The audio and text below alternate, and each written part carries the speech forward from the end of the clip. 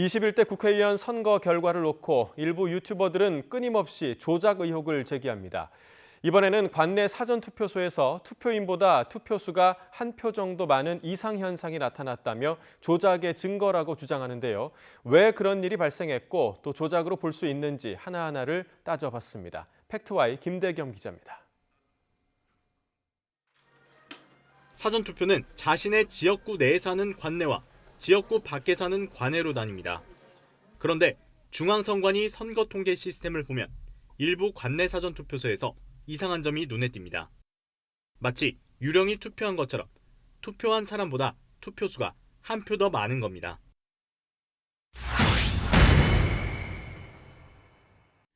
이걸 보면 4표 중 1표를 옮기다 보면 숫자가 안 맞는 경우가 생기는 거예요. 그래서 이 투표가 하나가 늘어나는 겁니다.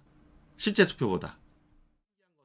미래통합당 후보가 관내 사전투표에서 받은 표 가운데 25%를 더불어민주당 후보로 옮기는 조작 과정에서 의도치 않게 드러난 흔적이라는 주장입니다. YTN이 21대 국회의원 선거 지역구 253곳의 관내 사전투표소 3,508곳을 전수조사했습니다. 지역구 투표의 경우 전국 관내 사전투표소 10곳에서 실제 투표한 사람보다 투표수가 한 표씩 많았습니다. 비례대표 투표는 27곳에서 투표수가 최대 10표까지 많았습니다. 이유는 뭘까? 해당 지역 선관위에 물었습니다. 투표용지가 이중으로 출력되면 한 장은 무효 처리해야 하는데 모르고 투표함에 넣었거나 그 사전투표구로 용지를 지금 다 소모가 돼서 그 교체하는 과정에서 정상적인 투표 용지가 지금 더 나온 거예요, 한 장이. 고령 유권자가 흘린 투표용지를 투표사무원이 주워서 투표함에 넣은 경우 나이 드신 어르신들 흘리잖아요. 그거를 이제 투표함에다 다시 넣어버린 거죠. 개표 과정에서 다른 지역 투표지와 섞여서 투표수가 투표인보다 10표나 더 많게 나온 곳도 있습니다.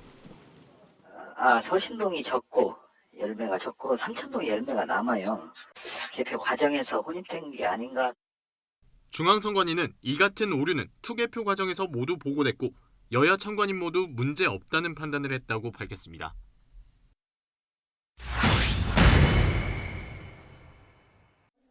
관내 사전투표에서 투표인보다 투표수가 더 많은 건 이번만이 아닙니다.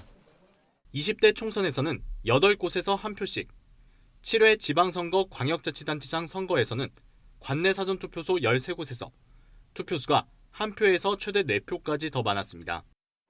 많은 표를 개표하는 과정에서 벌어진 실수이거나 계산상의 오류일 수 있다는 겁니다. 만약 해킹을 통한 전국적인 조작이 있었다면 왜 1%도 안 되는 극히 일부의 관내 사전투표소에서만 흔적이 남는지 의문입니다. 특히 여당 후보가 압도적으로 우세했던 광주, 전북 등에서도 같은 현상이 나타난 걸 보면 박빙 지역에서 선별적인 조작이 이뤄졌다고 보기는 어렵습니다.